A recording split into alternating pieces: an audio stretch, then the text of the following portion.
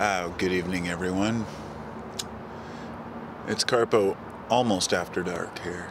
Of course, you probably can't see anything as I move the camera around, but trust me when I say that it was a beautiful sunset, and that over there I can see Venus next to the tree. Maybe I can focus in on that a little bit. Yeah, why bother? As I was walking outside here, I was thinking about all the things that I have gratitude for. And evening is when I do my most thinking about gratitude. I have my phases throughout the day, and then in the evening is when I really have my most motivation, and I feel at my best. It's always been that way, and so I'm outside right now drinking my cup of evening tea. The lens looks a little dirty there. Yeah. Anyway. As I was walking out here, I was thinking, what am I going to talk about? Am I going to make a video? And I thought, well, I'll mention that not to take life for granted in a way, or at least that thought crossed my head. Not how I don't take life for granted, but then I thought, wait a minute. Yes, I do. I absolutely take life for granted. No, I don't take all the components of life for granted. Like, people have a lot of money and they take that for granted, and then one day they don't have any. But that really was granted to them. In other words, you are granted this life. Whether it's good or bad, remains to be determined. But a lot of that's perception, and a lot of it's circumstance. But I just had a home-baked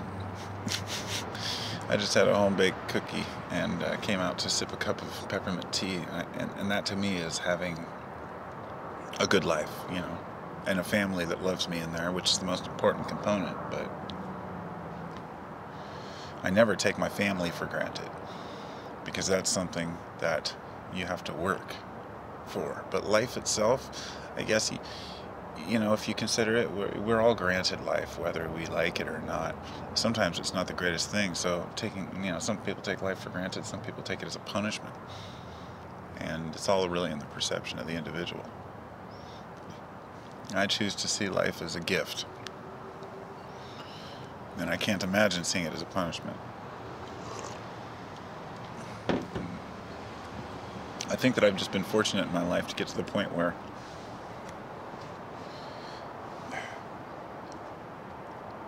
I know how to deal with things, with situations, to the extent that whatever's thrown my way now, I'll be able to deal with that because I'm mentally prepared for it.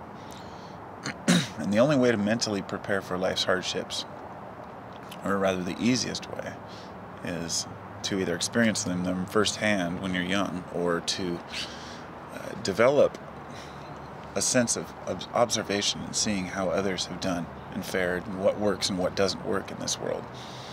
And fortunately now we have a larger window into that side of the world, because we have the internet.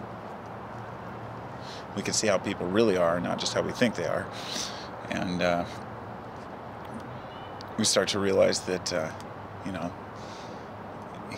each person's living their own little life in their own little world. I don't know. It's a difficult thing to really talk about, but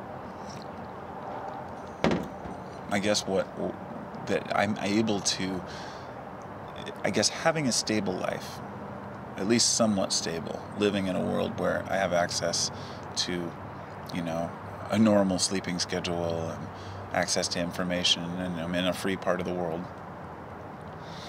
that I'm able to see what really goes on in the world, at least to the extent of, where many of the hardships lie and how people get themselves into trouble. Whereas a person who has maybe no sense of that might get themselves into more trouble.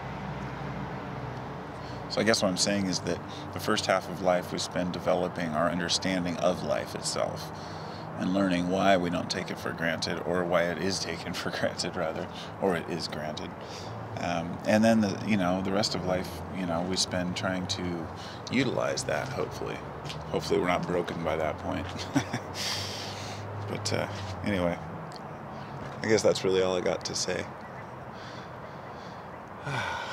It's beautiful out here.